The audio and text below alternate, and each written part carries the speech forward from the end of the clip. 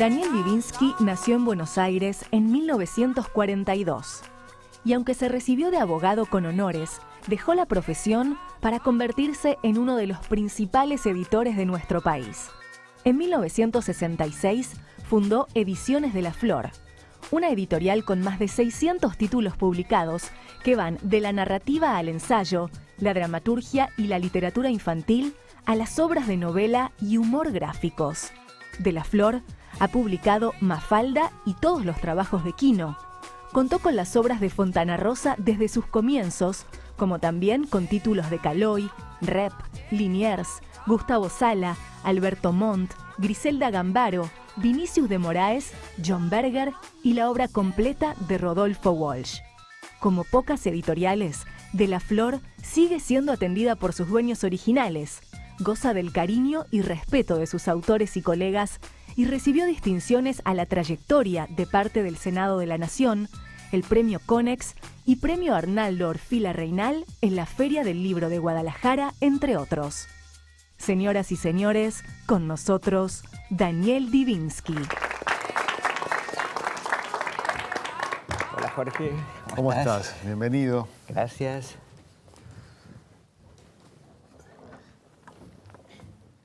Daniel, la primera imagen que me viene a la mente es en la Feria del Libro, el stand de Ediciones de la Flor, uno de los más concurridos siempre. Siempre hay cola, hay interés. ¿Cuál es la razón? Bueno, primero un poco de historia del stand. La Feria del Libro está cumpliendo este año 40 años. Nosotros estamos presentes no solo desde la primera que se hizo en un lugar cubierto, que fue el predio municipal de exposiciones ahí al lado de derecho, sino en algunas callejeras que fueron previas. O sea que somos ferieros de alma, porque es el único contacto que tiene el editor con el público realmente. Cuando fuimos a ver el predio municipal de exposiciones antes de la primera feria, estamos hablando de hace muchos años, hace 41 años, el piso era de unos baldosones que estaban llenos de manchas de aceite porque había exposiciones industriales y entonces casi un requisito ineludible era hacer una tarima, alfombrar para poner un stand más o menos decente. No teníamos plata para cubrir eso. Entonces dijimos, ¿a qué se parece esto con adoquines y con manchas de aceite? A la calle. ¿Y qué hay en la calle? Kioscos. Entonces decidimos alquilar un kiosco de diarios. Fue una aventura, pero que realmente contada ahora es graciosa, pero en el momento era para suicidarse. Fuimos a una fábrica de kioscos que se llama Los Celtas, de unos señores gallegos, como su nombre indica. Sí. Vimos varios preciosos y dijeron, no, pero nosotros no los alquilamos, los vendemos. Digo, no, nos vamos a comprar un kiosco por 3 semanas.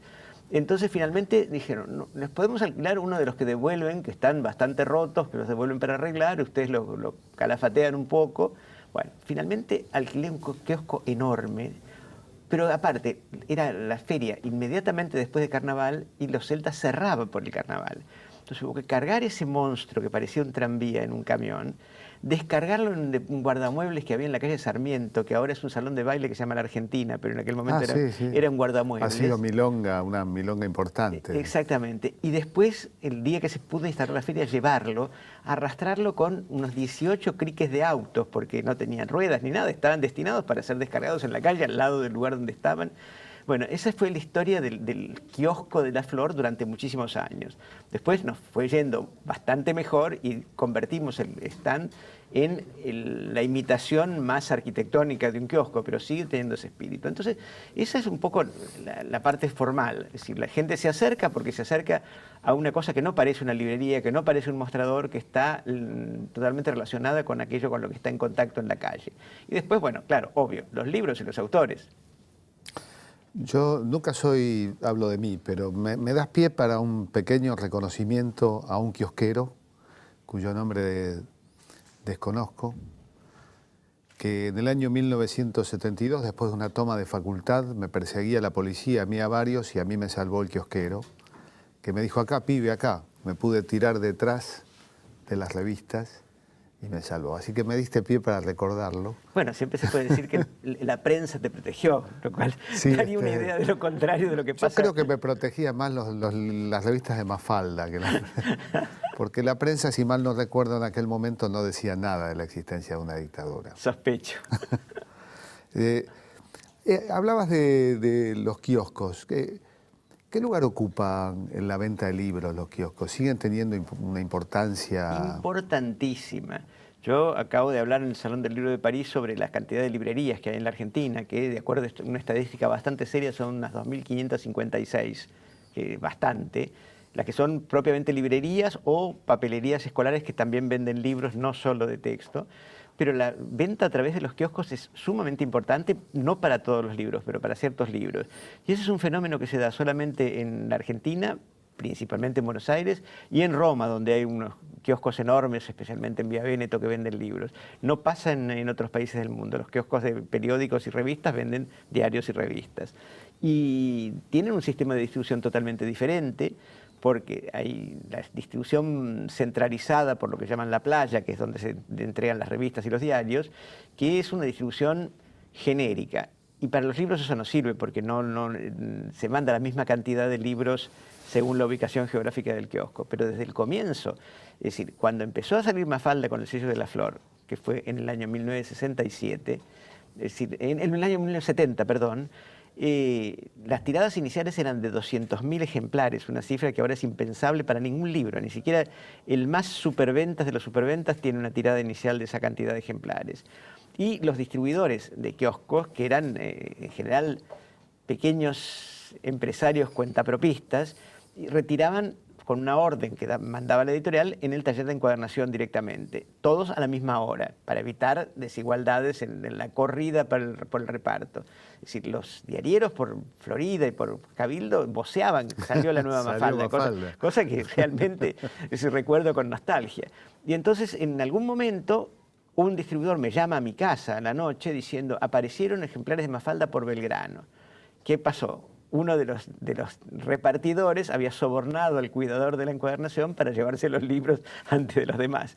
O sea que ese tipo de picaresca criolla funcionó también en los primeros tiempos de Mafalda. Es una profesión la tuya muy particular, que uno se pregunta, ¿son industriales, son comerciantes y son creativos?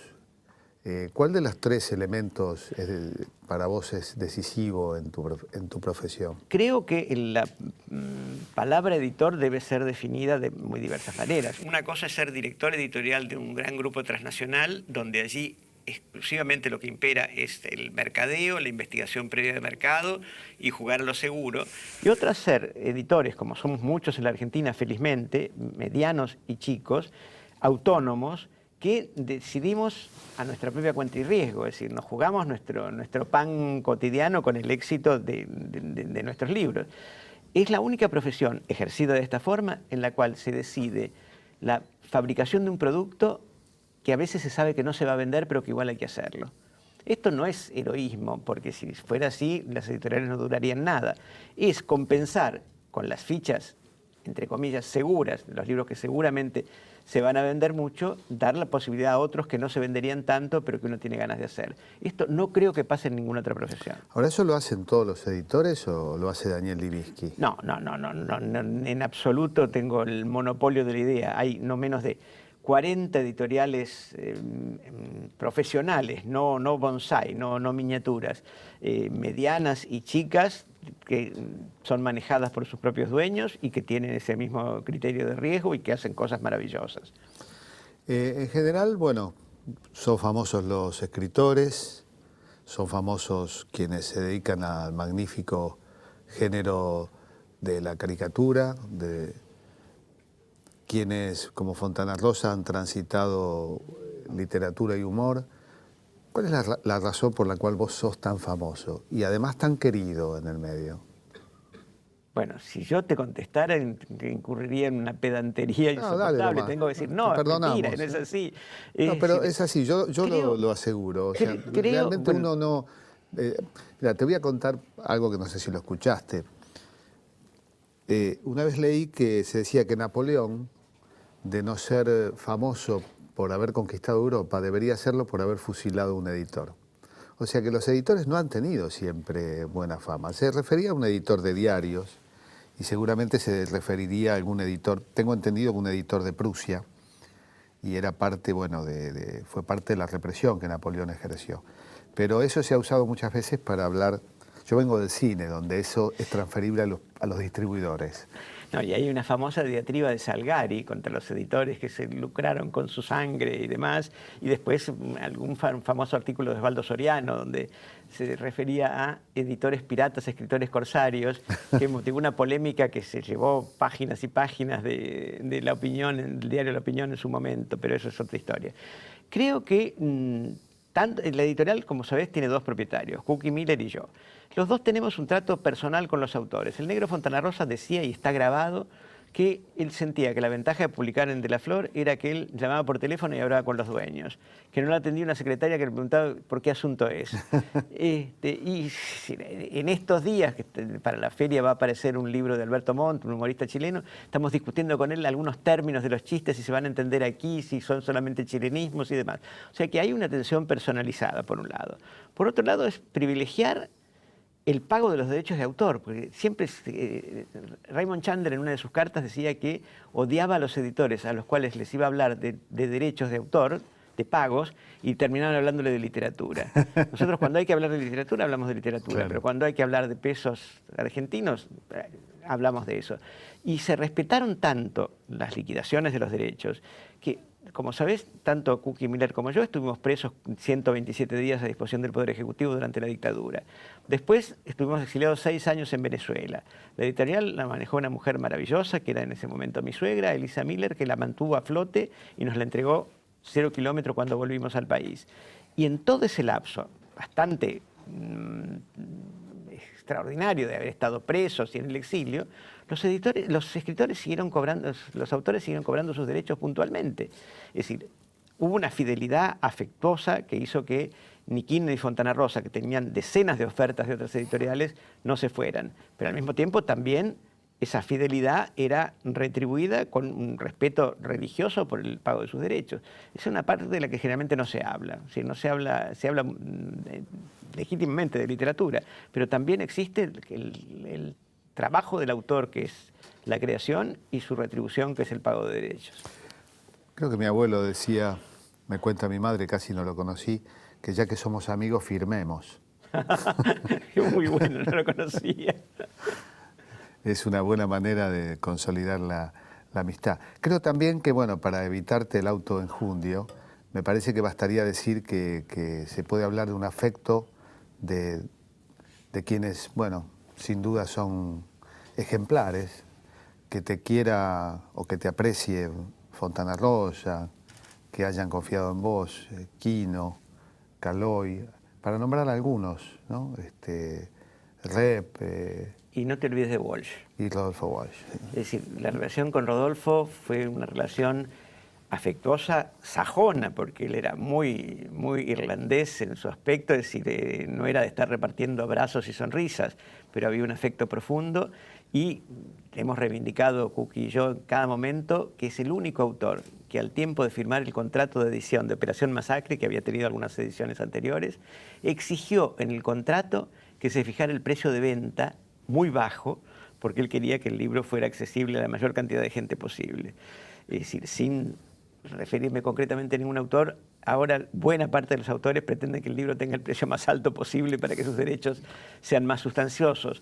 No todos, aclaremos, pero el caso de Rodolfo, que pidió que se fijara el precio, incluso una exposición en un momento en la librería de Fondo de Cultura Económica, donde está el contrato, donde del año 1970 o 71, donde se establece que el precio del libro no podrá ser superior a 10 pesos moneda nacional. Vaya a saber cuánto era eso. Eso con Rodolfo lo estableciste. Claro, claro.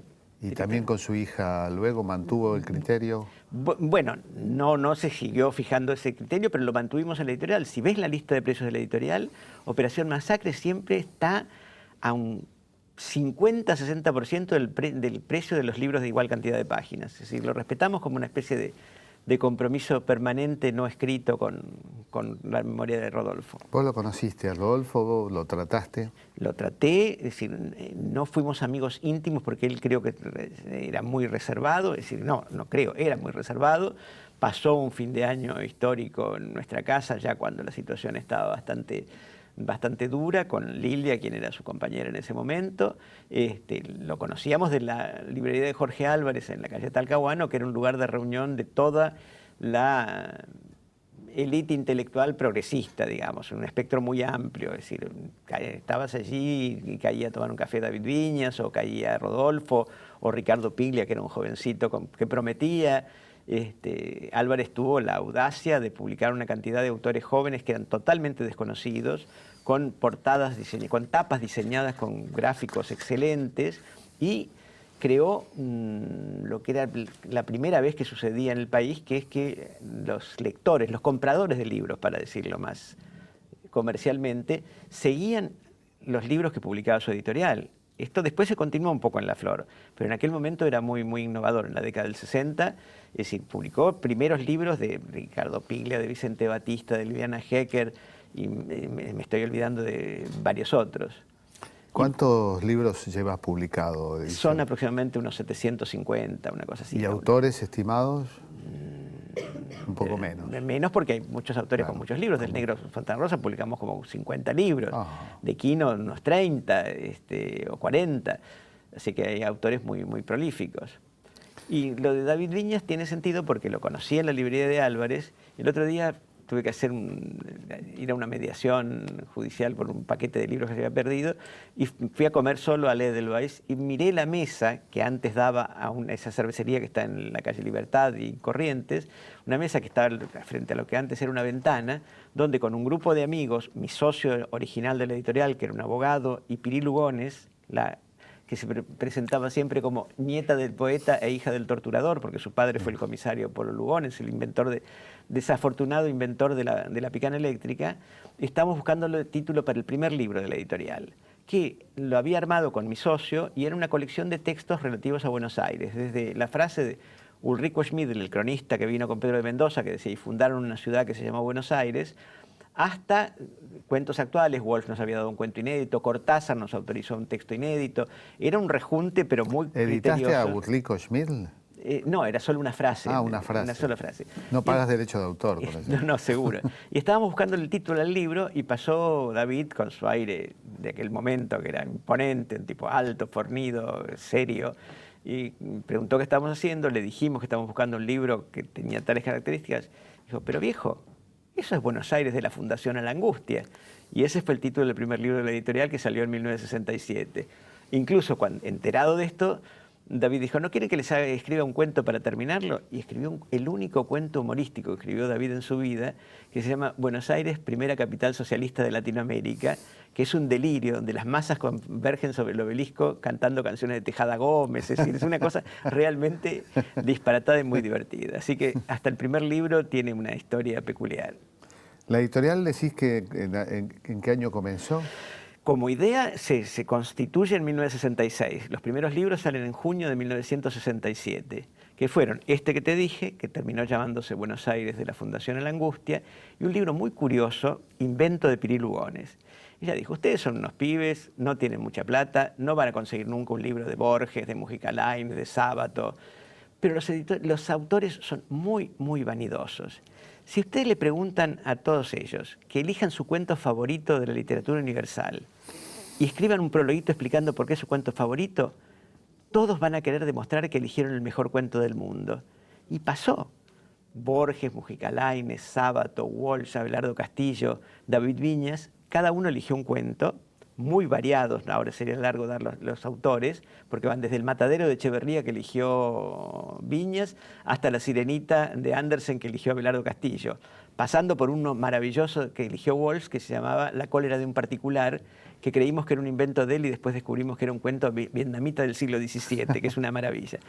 Y efectivamente todos escribieron el prólogo. Le pagamos, recuerdo a Borges, 100 pesos porque tenemos el recibo, 100 pesos de la época. ¿Qué eligió Borges? Eligió Wakefield, de Nathaniel Hawthorne, el tipo que se va de su casa y se instala cerca de ella para ver qué pasa en su casa cuando creen que él se murió o desapareció. Y Sábato eligió Bartleby de Melville, el del escribiente que prefería no hacerlo. Largo, digamos, ¿no? Casi bueno, ahí no escatimamos esfuerzos. Claro, sí. Lo más divertido es que en el exilio en Venezuela, Borges fue invitado porque le dieron un doctorado honoris causa en una universidad en la ciudad de Mérida. Y fue a la ciudad de Caracas y estuvo firmando libros en una librería cerca de casa. Entonces yo fui a saludarlo y digo, Borges, usted no se va a acordar, yo le pedí hace un tiempo un cuento. Sí, ¿yo qué elegí? Wakefield de Hawthorne. ¿Y Sábato qué eligió? Bartleby de Melville. y movió la cabeza y dijo, el mío es mejor. Con el tono cavernoso que no podría reproducir. Lo cual confirma la hipótesis fundacional de la antología. Bueno, el hecho es que estamos tan orgullosos de ese libro que lo vamos a reeditar este año. Qué buena idea, Espero llegar para la feria. Estoy escribiéndole un prólogo contando esta génesis, por eso tengo tan presentes los datos, ¿no? Lo esperamos ansiosos. Bueno, vamos a un corte y seguimos conversando con Daniel Libiski.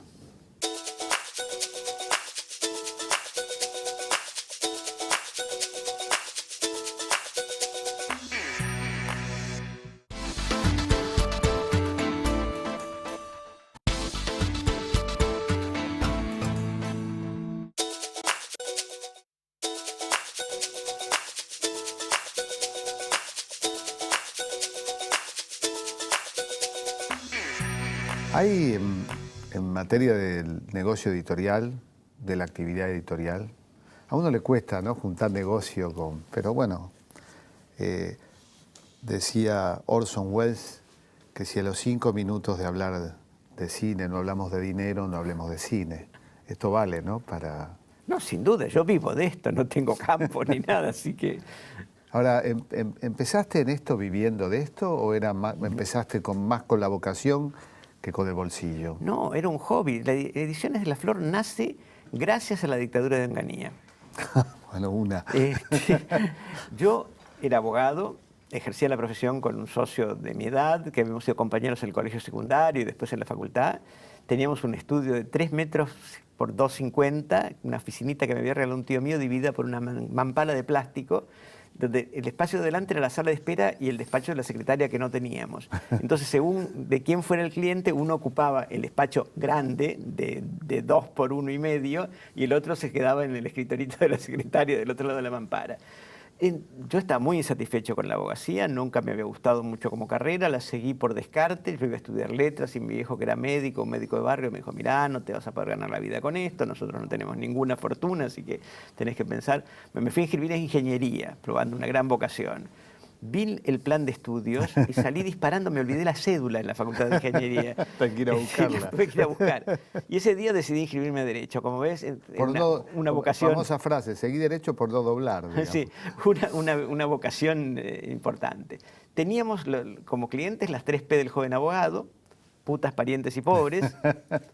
Y nos arreglamos porque ambos vivíamos en la casa de nuestros viejos, o sea que teníamos para ir al cine, para algunas salidas y eso. Y entonces se había creado recién el Departamento de Sociología en la UBA, que lo dirigía Gino Germani, y crearon un curso de Sociología para graduados de otras facultades. Y yo me anoté. Y cursé varias materias con profesores maravillosos, Tulio Alpenindón, Historia Social, Psicología Social con Analía Kornblit. Se produce el golpe del 66, la noche de los bastones largos, interviene en la universidad, se van, despiden o renuncian todos los profesores con los que yo estaba cursando. Y entonces me quedé sin horizonte. Entonces con mi socio decidimos poner una librería. Le preguntamos a nuestros viejos cuánto nos podían prestar, regalar. Y juntamos entre los dos $300, que eran en ese momento mucho más de lo que son ahora, pero era muy poca plata. Empezamos a ver locales y no alcanzaba ni para la llave. Entonces, como éramos amigos de Jorge Álvarez, yo había hecho algunos trabajos editoriales para él, traducciones, correcciones, y habíamos trabajado en una colección de libros en la Facultad de Derecho, Álvarez dijo, ¿y si ponen una editorial? Con eso pueden comprar 3 derechos de autor por $100 cada uno. Y lo hicimos. Es decir, es muy divertido cuáles fueron los 3 primeros derechos que compramos. Uno, Adén Arabia de Paul Nizan, un intelectual francés que había sido comunista y se había apartado del partido, un libro con prólogo de Sartre, que mucha gente no leyó actualmente, pero todos citan su primera frase, que es, yo tenía 20 años y no permitiré que nadie diga que es la edad más hermosa de la vida. Que era una frase decepcionada porque después de una peregrinación al Yemen y demás. Compramos una antología de poemas de Georges Brassens, el cantautor francés, que no era muy conocido en la Argentina. Y Álvarez, con gran criterio político, no se olviden que en el año 1966, dijo, el Departamento de Información de los Estados Unidos, que funciona en la Biblioteca Lincoln, que es un servicio de espionaje, está muy atento a la aparición de nuevas actividades culturales. Entonces hay que publicar un libro de autores norteamericanos para no quedar en la lista de posibles enemigos de los Estados Unidos, que va a motivar un escrutinio más cercano. Entonces nos acercó un libro que se llamaba 4 teorías sobre la prensa, de unos académicos norteamericanos, Siebert y Peterson, que yo lo empecé a leer, no estaba mal, pero el último capítulo, que se refería a la prensa en los países socialistas, era del tipo de la cosa más macartista de que los comunistas se comían a los niños asados con madera de ataúd, por ejemplo. Era realmente una cosa muy ultramontana que excedía lo que realmente pasó. Después supimos que pasaba con la prensa en algunos países socialistas. Y entonces dijimos, ¿cómo no podemos publicar esto? Y decidimos cortar ese último capítulo, y entonces el libro se llamó 3 teorías sobre la prensa en el mundo capitalista. Ahora, con esos libros te imaginás que no nos podíamos ganar la vida. Publicamos poesía de Tennessee Williams, el único libro de poemas de Tennessee Williams, que lo tradujo Juan José Hernández maravillosamente. Poesía de Leroy Jones, un militante negro que murió hace poco, que se ha convertido al islamismo y con un nombre de origen árabe.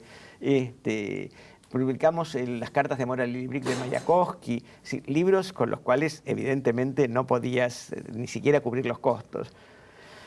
Y mientras tanto seguimos trabajando en la editorial, hasta que en 1970 Quino, cuyo Mafalda publicaba Jorge Álvarez, tuvo problemas para cobrar los derechos de autor. Álvarez ya había cedido su parte en la editorial porque se había metido en otros proyectos, discos, pósters, y allí solucionamos el problema de Quino con Álvarez, y él dijo, ¿y por qué no empiezan a hacer Mafalda ustedes? Y eso fue un vuelco. ¿Eso lo dijo Jorge Álvarez o Quino? Quino. Claro. Y eso obviamente se pasó a mediados de 1970 y obligó a que lo que era una editorial de aficionados se convirtiera en profesional, porque una cosa era sacar libros con tiradas de 2.000 ejemplares o 1.500, hacer un libro que fue el primer Mafalda que sacamos nosotros, el tomo 6, con una tirada inicial de 200.000. Era una Mafalda que tenían entonces 6 años.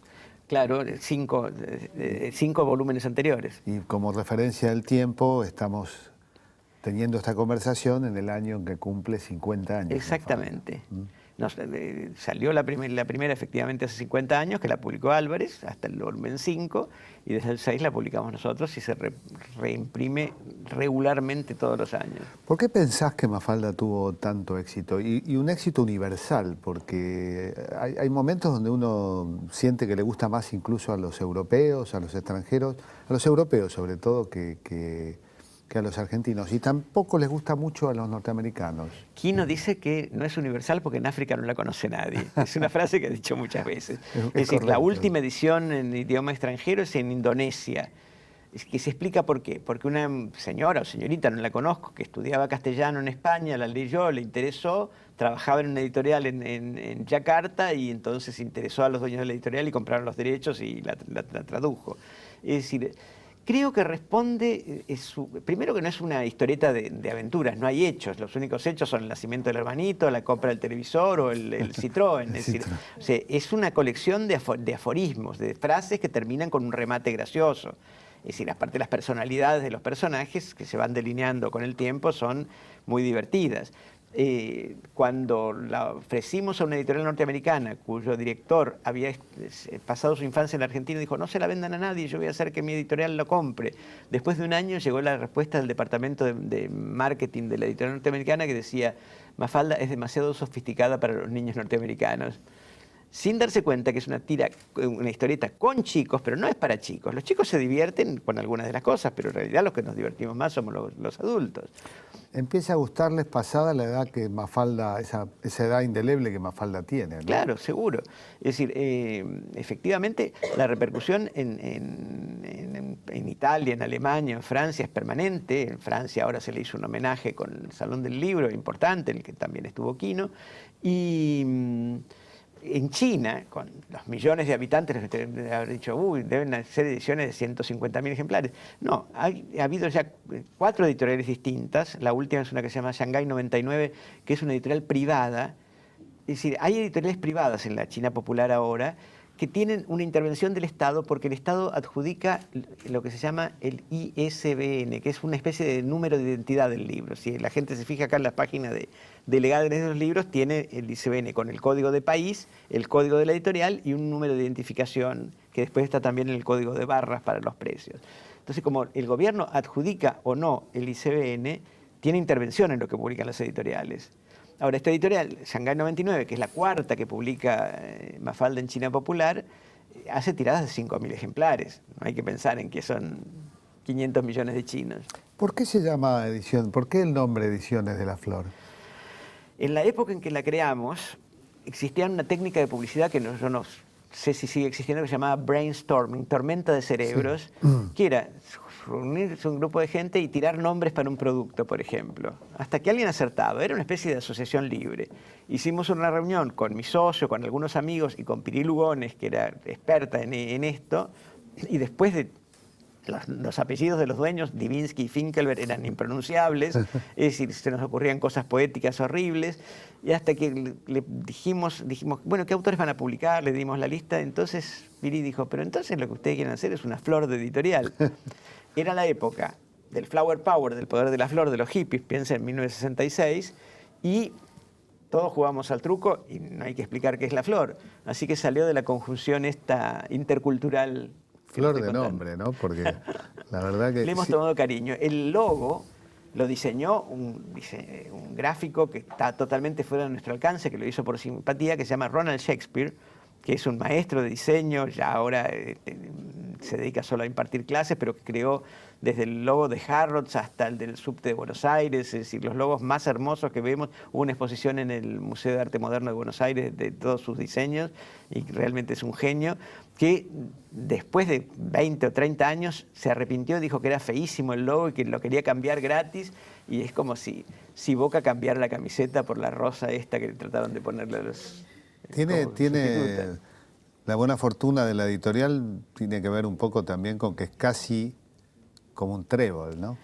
Con una de las hojas quebradas. Exactamente. Y también que estuvieron a punto de quebrar al principio, o quebraron. Estábamos quebrados, es decir, en algún momento... ¿Ahora están quebrados? No, estábamos, por Dios. Ahora estamos prosperísimos. En 1970, cuando yo empiezo mi vida en pareja con Cookie Miller, que era economista, el contador, que sabía que mi mujer era economista, la llamó y le dijo, mire, tienen editorial para 3 meses, porque yo no tenía la menor idea de manejo financiero. Yo guardaba los pagarés que entregaba la distribuidora en un bolsillo y los iba cambiando en usureros que sacaban cantidades enormes para pagar las cuentas, y siempre las pagaba, pero cada vez se iba descapitalizando más. Y bueno, efectivamente Cookie adoptó una política de austeridad, si no fuera una mala palabra, que ahorró hasta el café y sacó la editorial a flote, cosa que le reconozco públicamente cada vez que es posible. Otra característica de la editorial es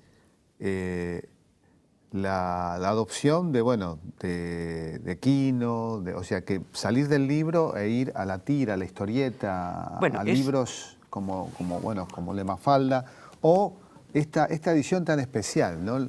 Que es adaptación en formato de cómic de libros clásicos de la literatura contemporánea. Sí, esta colección la dirige Juan Carlos Kramer, que es un experto en novela gráfica, y la verdad que ha funcionado muy bien. Empezó con Fahrenheit 451 de Bradbury, en una adaptación hecha en Estados Unidos, autorizada por el propio Bradbury, y siguió con 2 trabajos hechos acá. El extranjero, que conseguir la autorización de la hija de Camus para hacerlo fue un triunfo. Hubo que pagar el anticipo y el contrato estaba subordinado a que a ella le gustaran los dibujos y el guión. O sea que quedamos colgando de un pincel hasta que dijo, sí, está muy bien, háganlo. Hicimos una adaptación hermosísima que no te mandamos porque está agotada en este momento, de Los Dueños de la Tierra, de David Viñas, que a David le gustó mucho también. O sea que esto es muy importante, porque yo soy de la generación que se introdujo en la lectura o que comenzó a leer historietas. Y te digo más, yo me dediqué luego al cine y creo que la historieta es una puerta que te introduce en el mundo de la narrativa, incluyendo la narrativa visual. Aparte es un storyboard de película. Es un storyboard, tal cual. Claro. Es decir, bueno, yo también. Pero sin embargo hoy no hay tantas revistas de historieta y de pronto, la aparición de estos libros de alta calidad, cosa que es muy común en Europa, en Francia, en Italia, por ejemplo. En Estados Unidos, fui hace unos 10 años a Nueva York, fui a una librería en el Soho, en el barrio más intelectual, y tenían una pared completa de novela gráfica. Aquí es relativamente una innovación y tiene la ventaja de que a la gente más joven, hecha en la cultura de la imagen, le favorece la lectura y no quita nada de la esencia de las obras que se adaptan, porque lo fundamental es que sean muy respetuosas de la obra que se publica. Ahora para la feria vamos a sacar lo mejor de Poe, una adaptación a novela gráfica de varios cuentos, de los más famosos, el tonel de Amontillado, La caída de la casa Usher, y del poema El Cuervo, hecha por Edu Molina, un muchacho argentino que vive en México, que nos mandó la propuesta y nos pareció fascinante. Y vamos a sacar otra cosa más rara todavía, un anglo-italiano, Richard Apignanesi, hizo una adaptación a novela gráfica del caso del hombre de los lobos de Freud, uno de los casos famosos porque la descripción que hizo Freud y porque el propio neurótico después escribió la historia. O sea que no hay casi tema que no pueda ser abordado. Tenemos el libro del Génesis adaptado por Robert Crumb, que es uno de los genios, lo conocés por el cine, supongo, sí. Es el de Fritz el Gato y demás. Hizo una adaptación realmente extrema del libro del Génesis. Y realmente creo que si algo nos define, y esto sí lo puedo decir sin presunción, es que no estamos cerrados a ninguna innovación. Vamos a sacar para la feria el primer libro hecho a base de tweets. Es una cosa totalmente rara. Hay un filósofo en Mar del Plata que se llama Tobias Schleider que publica un tuit bajo el nombre del Topo Erudito desde hace años y tiene 250.000 seguidores. Hay un gran diagramador e ilustrador de libros infantiles que se llama Cristian Turdera que se fascinó con este tuit, que es una frase que publica de lunes a viernes en castellano y en inglés, que es algo más que un aforismo, porque son cosas llenas de sabiduría. Realmente yo no me gustan los aforismos, pero esto me parece bellísimo. Y Turdera empezó a ilustrar uno cada día y una selección de unos 100 de esos compone el primer libro de lo que se va a llamar El Topo Ilustrado. Y es un experimento. Es decir, ¿se puede escribir un cuento en 140 caracteres? ¿Qué pensás? Bueno, yo he sido jurado de algún concurso de cuento breve que organizó Juan José Pano, el periodista, en su escuela de periodismo, y la verdad que sí, se puede escribir un cuento en una línea, el famoso de Monterroso. Cuando se despertó, el dinosaurio todavía estaba allí. Es maravilloso. Bueno, esperemos que cuando volvamos estemos con Diviski en el último bloque de Puerto Cultura.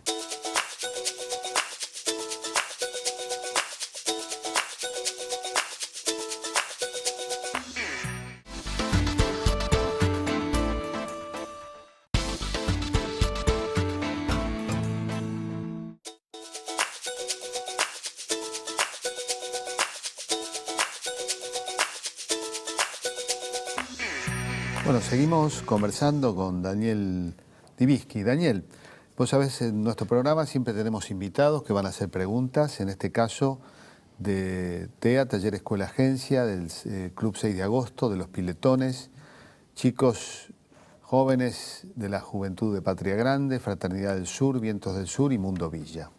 Bueno, ¿tenemos ya alguna pregunta? ¿Qué tal? ¿Cómo le va? Hola. ¿Cómo le va? La pregunta es, a la hora de promocionar un libro, ¿usted qué cree que es más importante? ¿La crítica a los medios o las recomendaciones que pueda haber entre libreros y lectores? El boca a oreja de los lectores. Porque si no fuera así, las editoriales con menos recursos para publicidad estaríamos muertas. Es decir, creo que más allá del efecto que pueda tener un comentario bibliográfico en una revista, en un diario, o en la radio, o en la tele, la recomendación de un lector a otro es básico. Y la otra sí tiene que ver con el librero. El librero decide si un libro va a venderse porque cuando decide que va a venderse lo exhibe mejor. Y entonces es lo que se llama la profecía autocumplida. Como piensa que se va a vender, lo pone muy cerca de la caja, en un lugar de exhibición importante, y entonces después efectivamente la gente lo toma y lo compra. Entonces el librero piensa, qué bien, acerté, y en realidad provocó ese fenómeno. Cuando decís librero, ¿son todas iguales las librerías? Porque no, uno por siente supuesto que ha cambiado el negocio pero un poco. por supuesto, ¿no? hay una cantidad de enormes superficies donde hay buenas chicas y muchachos que lo que saben es consultar en la computadora, que a veces tienen una cultura general importante y a veces no, pero porque confían más en la información informática que en su propio conocimiento. Yo me refiero al librero que es el dueño de la librería y que sabe exactamente lo que tiene y que si no lee todos los libros que recibe, cosa que es imposible, lee por lo menos la contratapa para saber de qué van. ¿Cómo ves este fenómeno de las grandes librerías, de las cadenas? Como mal inevitable, porque ha pasado en todo el mundo y no hay forma de contenerlo. Es decir, el que tiene, en alguna época hicimos nosotros la experiencia de poner una librería y fue ruinoso, porque si tenés una sola librería, el descuento que conseguís de las editoriales es muy bajo, y con eso no se puede sobrevivir. Finalmente tuvimos que venderla porque era realmente un desastre lo que estábamos perdiendo. En cambio, las grandes superficies que compran cantidades enormes consiguen mejores descuentos, entonces son más rentables y por eso sobreviven mucho mejor. Vos sabés que yo tengo una pequeña jactancia. Yo estrené mi primer película en el mismo lugar que presenté mi primer libro. ¿En dónde? En lo que era el Cine Gran Splendid. Ah, sí, claro, en la librería. No, entonces no sabía si estar contento porque presentaba mi primer libro o llorar porque habíamos perdido un gran cine. Sí, es cierto. Es la librería más grande de Buenos Aires. Además. Sí, sí, una de las más grandes de América, sin duda. Que es además de una editorial. Sí. Ahora, uno ve, lo digo un poco como escritor, uno ve que el librero jerarquiza determinados libros por su valor. En las cadenas o en las grandes librerías se jerarquizan por orden de llegada o por tendencia de mercado, por estudio de mercado. Yo creo que es todo mucho más azaroso. Más. Se jerarquizan como venga. Una vez fuimos con Fontana Rosa a Tucumán, que hizo una exposición de sus dibujos para el Martín Fierro, que es una belleza que todavía seguimos reeditando. Entonces fui a una librería de la cadena dueña de la misma librería que dijiste, y digo, mire, les mandamos especialmente el Martín Fierro de Fontana Rosa. Ah, dice, sí, por ahí deben andar, no abrimos la caja todavía. Y estaba la exposición del negro en Tucumán, con notas en los diarios y demás. O sea que todo es bastante más azaroso de lo que uno podría pensar. Por ser benévolos usamos la palabra azaroso, ¿no? ¿Otra pregunta? Sí, yo quería preguntar cómo fue cambiando el humor de Mafalda al adaptarlo a los diferentes idiomas. Bueno, yo te podría decir que en los países latinos no cambió nada. Y en la traducción al inglés que se hizo aquí en la Argentina, en los primeros tomos los tradujo un profesor encantador anglo-argentino que hizo los primeros 3 tomos, y después los siguientes hasta el 11, Andrew Graham Yule, que es un periodista argentino, hijo de ingleses, hijo de escoceses en realidad, vamos a ser más precisos, pero nacido aquí, criado aquí, que adaptó una cantidad de localismos que tuvieran gracia igualmente en inglés. De todas maneras, hubo una cantidad de tiras no muy grande que hubo que suprimir porque eran absolutamente imposibles de traducir. ¿Una pregunta más? Hola, yo participo en el taller de Mundo Villa, el taller de periodismo, y me gustaría saber qué formación debería tener un editor para usted. ¿Qué creería que formación debería tener? No, contestarte eso sería una pedantería, porque si hay editores que tienen estudios formales, hay una carrera, una tecnicatura de edición en la Universidad de Buenos Aires que forma en ciertos aspectos prácticos, pero una cosa es ser el director editorial de una gran empresa, en los cuales hay que tener conocimientos de mercadotecnia y una cantidad de cosas comerciales y financieras, y otra es ser un editor autónomo que lo que tiene que tener es intuición y pensar que una cantidad de gente le va a gustar lo mismo que le gusta leer a uno. Yo siempre dije que un editor es un exhibicionista, es alguien que lee algo y dice, uy, qué bueno es esto, se lo tengo que contar a muchos, y así salen los libros. En la actualidad es como una impresión, ¿no? Porque cuando uno mira hacia, por ejemplo, los finales de los años 60, 70, donde aparecía de pronto todo, desde Mafalda, pasando por García Márquez, de pronto Rayuela de Cortázar, parece tan cercano. Y ahora uno siente que esto no está ocurriendo del mismo modo. ¿Vos pensás que es así, o es una impresión, o es que eso se sentía también cuando García Márquez era un desconocido? No, creo que, por ejemplo, lo que se refiere a los humoristas gráficos, yo siempre me acuerdo de una cumbia colombiana que dice la cosecha de mujeres nunca se acaba. La cosecha de humoristas gráficos en la Argentina es portentosa. Publicamos solo algunos de los muchos muy buenos que se nos ofrecen y ahora otras editoriales por suerte han empezado a publicarlos.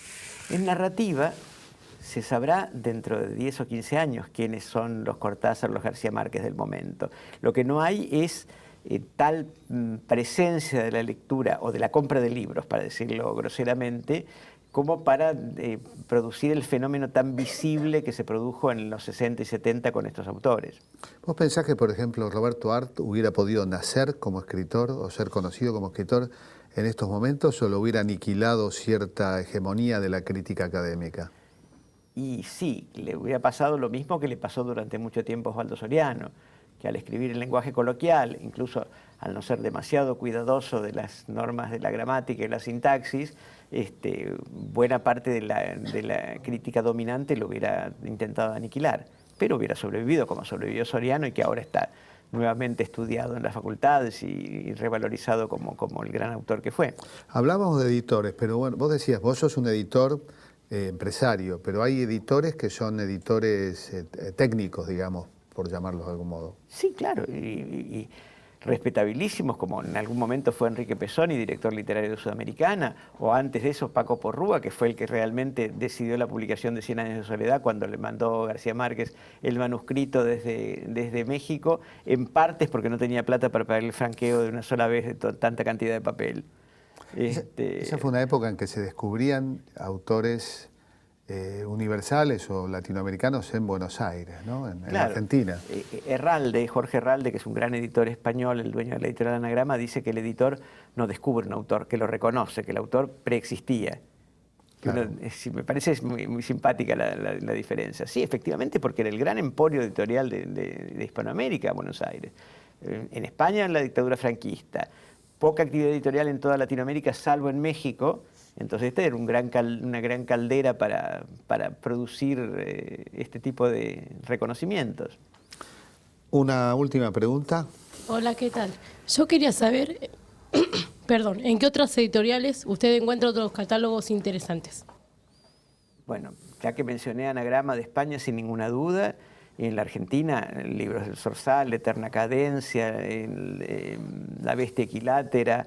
Es decir, hay decenas, es decir, la crisis económica espantosa de 2001-2002 tuvo en el campo editorial un efecto muy bienhechor, porque al producirse la enorme devaluación, los libros importados se pusieron carísimos, y esto generó el surgimiento de una cantidad enorme, pero enorme, yo no tengo la cifra, pero deben ser como 30 o 40 editoriales chicas, pero no aficionadas, es decir, editoriales de poco capital, de poca cantidad de novedades, pero donde los dueños viven de lo que ganan con la publicación de libros.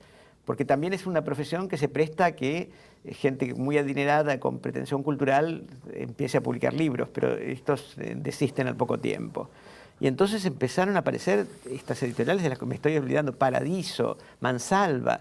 Es decir, sé que después de que se vea el programa muchos me van a criticar, pero a nosotros no nos mencionaste. Bueno, perdón, pero me olvidé, pero son incontables.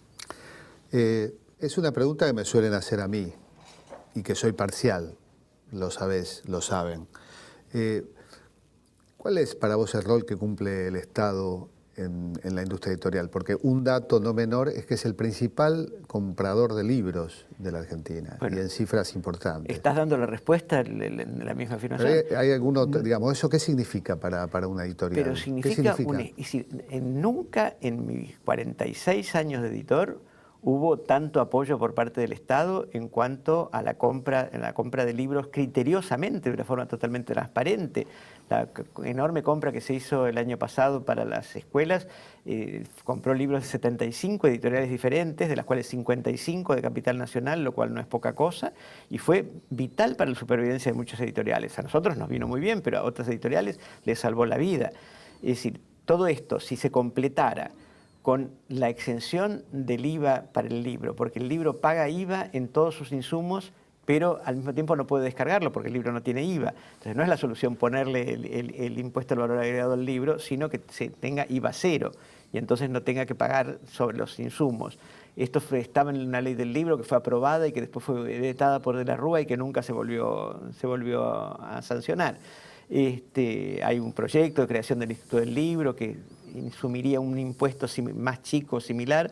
Es decir, pero esto es por el lado negativo. Por el lado positivo, creo que nunca ha habido un apoyo tan intenso a la actividad editorial. Creo que ni siquiera las editoriales que tienen líneas políticas adversas al gobierno pueden sostener lo contrario. Un mito urbano de estos tiempos es que la Argentina es un país aislado, que está aislado del mundo. ¿Cómo lo vivís vos desde el punto de vista del libro, teniendo en cuenta algunos eventos como Frankfurt, Salón del Libro de París, Guadalajara? Yo creo que nunca estuvo tan visible, es decir, me parece que es un disparate decir lo contrario. Se dice, y se dice en términos culturales, ¿no? Ahora estoy hablando de eventos donde Argentina es país invitado de honor, ¿no? Porque como lo fue en Frankfurt. Pero aparte con una figuración destacadísima. Yo voy a Frankfurt desde hace muchos años, incluso desde que compré el primer pasaje en 36 cuotas para ir en el año 74. 36 cuotas. Sí, y realmente nunca hubo una presencia tan importante. Hablamos de Quino, bueno, de Caloi no sé si hablamos, pero merecemos.